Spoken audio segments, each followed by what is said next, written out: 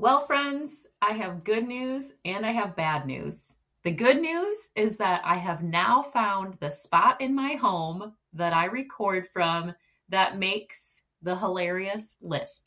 So I am no longer going to record there. The bad news is that this episode still has it in some spots. Now, I'm staying true to my jam of never re-recording because what was on my heart and came out of my mouth in that moment is what exactly needed to come out. And if anything, it's going to give you a giggle today. So enjoy, take this episode with a grain of salt, and please know that next time this will not happen again. If you go back a couple episodes, you will have the same entertainment. You'll know what I'm talking about.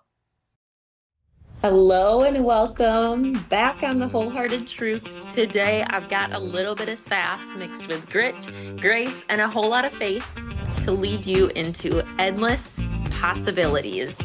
You are seeing me in my 2011 dance team shirt if you are on YouTube watching today, and it's because I was giving a 3-step spring reset presentation to high school students, and I wanted to rep my high school dance team gear to make them laugh. So here we are.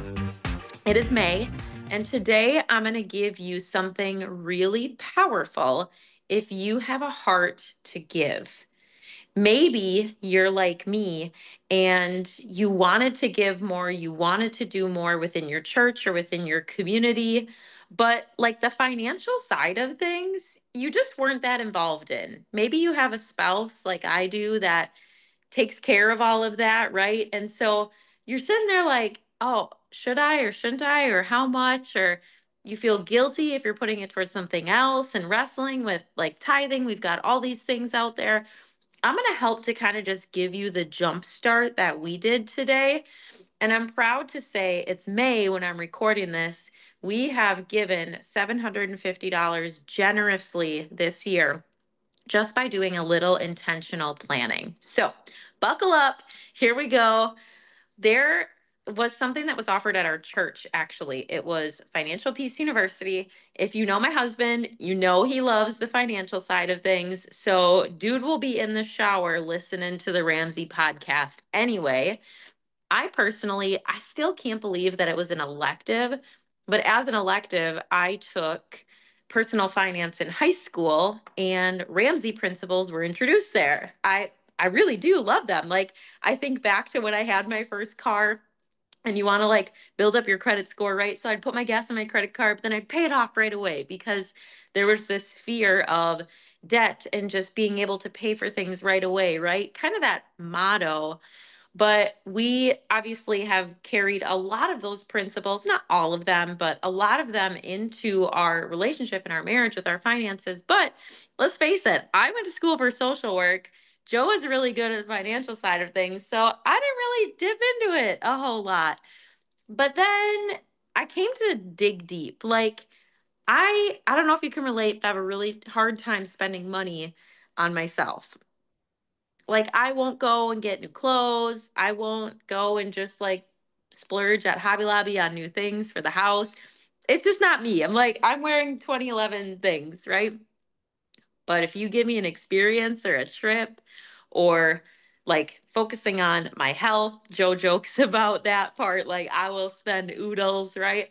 We all have our little things. Anyway, I'm getting in the weeds. What Financial Peace University gave us, and our church graciously gave out membership to people for this. It gave Joe and I this talking point, this conversational tool to go back in and look at and actually like budget out, okay, like what are we actually spending on groceries, on dining out, on all of these things that are staples? And then let's try something new this year. Like let's put a little bit here for our whatever fun spending. Like if I want to get some new Nikes, then like go do it. More to come on that. I'm going to talk about our cruise in another episode and all of my fun money. But along with that, we set aside $150 each month that we're just going to take and give. And we've had so much fun. We went to the grocery store and stocked up our pantry at our church. We were able to help out some friends that were going through some really hard times, death in the family. We were able to help out a hygiene drive for high school students, like pads and tampons for the girls. And it just like when we're shopping together and in the store, my heart just swells. And I think it's because like we plan for it, right? We know that it's in our budget. We're not doing anything different or weird. We just had real conversations about this.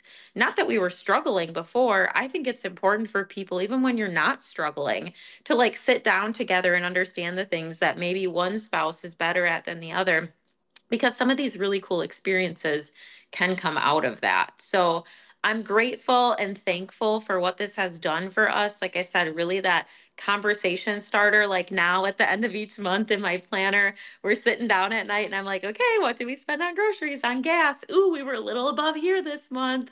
But like being able to check that monthly giving box each time and spending that time together shopping or talking about where we're going to give and what we're going to do, it's just that step in the next direction toward truthfully, like we want to give more in the future. So I don't know if this is helpful for you or not. I'm happy to share more about like the tracker and the system that we use.